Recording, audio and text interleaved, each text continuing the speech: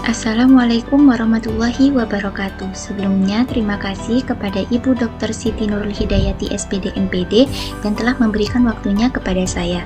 Saya Nurhasani Sabiria Putri akan membahas tentang pengaruh konsumsi sakarin dalam minuman ringan kemasan terhadap risiko diabetes mellitus tipe 2 dan regulasinya di Indonesia. Langsung saja pada bagian pendahuluan, sakarin sering dianggap sebagai alternatif pengganti gula yang lebih sehat, terutama bagi penderita diabetes dan orang yang ingin mengontrol kalori. Namun, jika dikonsumsi dalam jumlah besar atau di atas ambang batas, dalam jangka panjang dapat meningkatkan nafsu makan, sehingga beresiko pada obesitas dan diabetes tipe 2. Sementara itu, Indonesia telah mencapai hampir 80% prevalensi diabetes mellitus yang berdominan pada diabetes mellitus tipe 2. Hal ini berarti gaya hidup atau lifestyle yang tidak sehat menjadi pemicu utama meningkatnya prevalensi diabetes mellitus. Tentunya juga berdampak serius pada regulasi di Indonesia. Selanjutnya yaitu klaim awal, yakni penambahan sakarin dalam minuman ringan kemasan dapat membantu mengurangi asupan kalori, tetapi konsumsi berlebihan dapat memicu resiko diabetes mellitus tipe 2. Untuk manfaat, yang pertama, sakarin sebagai alternatif pengganti gula karena mengandung 0 kalori sehingga cocok untuk diet rendah gula. Yang kedua, sakarin diekskresikan langsung melalui urin, bukan dimetabolisme oleh tubuh, sehingga tidak mempengaruhi kadar gula darah secara langsung.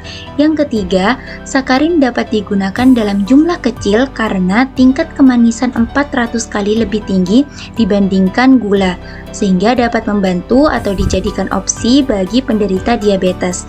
Yang keempat, sakarin menjadi pilihan utama dalam industri pangan karena stabilitasnya yang baik di berbagai kondisi.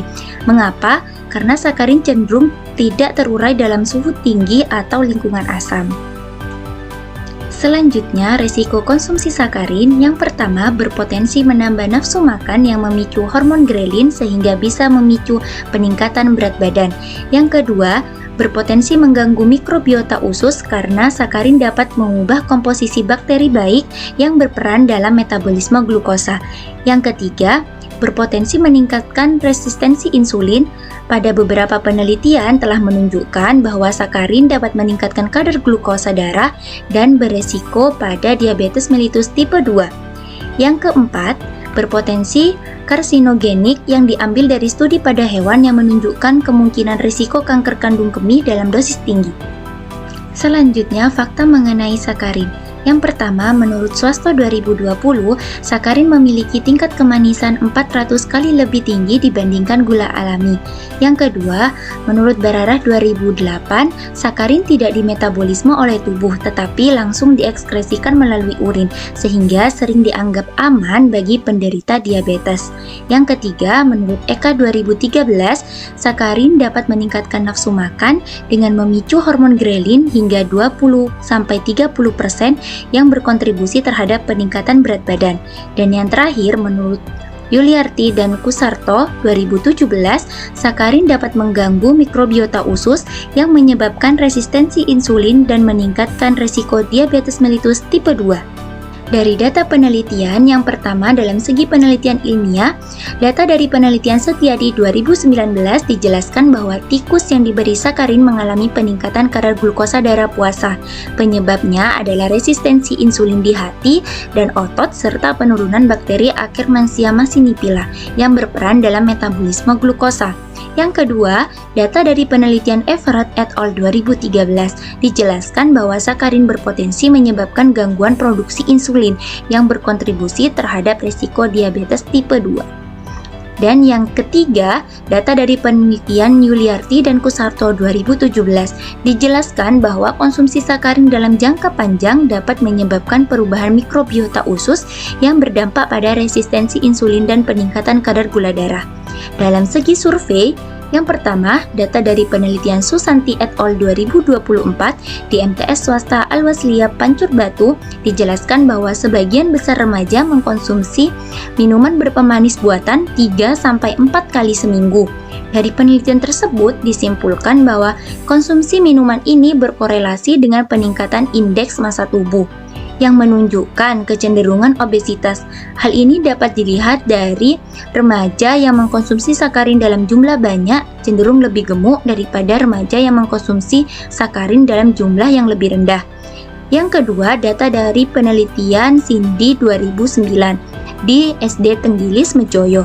Dijelaskan bahwa kadar sakarin dalam minuman rumah tangga yang dijual masih dalam batas aman, yaitu 3,5 mg dan 2,49 mg per 150 ml sampel. Yang terakhir, data dari penelitian di Makassar. Dijelaskan bahwa sakarin dalam jajanan anak yaitu halus manis yang berkisaran antara 18 sampai 47 mg per kilogram, di mana masih dalam batas aman yang ditetapkan oleh Badan Pengawas Obat dan Makanan atau BPOM.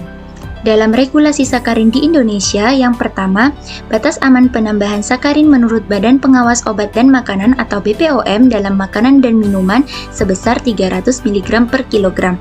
Yang kedua, beberapa produk di pasar tradisional masih mengandung sakarin yang melebihi ambang batas aman.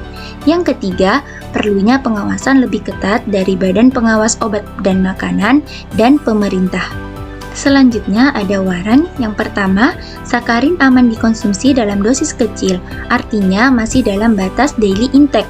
Yang kedua, sakarin dapat menjadi alternatif pengganti gula pada penderita diabetes dengan faktanya yakni memiliki 0 kalori. Yang ketiga, regulasi sakarin di Indonesia sudah cukup.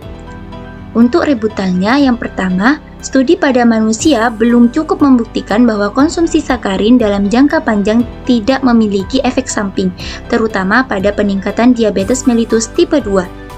Yang kedua, sakarin memicu nafsu makan dan resistensi insulin, sehingga dapat berisiko pada penambahan berat badan dan diabetes mellitus tipe 2. Dan yang terakhir, banyak produk yang masih melanggar batas aman yang telah ditetapkan oleh Badan Pengawas Obat dan Makanan. Untuk kesimpulannya, sakarin bermanfaat dalam mengurangi gula dan kalori bagi penderita diabetes karena sangat manis dan lebih stabil. Namun, sakarin berisiko meningkatkan nafsu makan, mengganggu usus, dan memicu resistensi insulin. Berbagai produk tradisional yang sering mengandung sakarin melebihi batas aman. Maka dari itu, regulasi ketat, pengawasan baik, dan edukasi konsumen berperan penting dalam menurunkan diabetes tipe 2 di Indonesia. Sekian presentasi dari saya. Wassalamualaikum warahmatullahi wabarakatuh.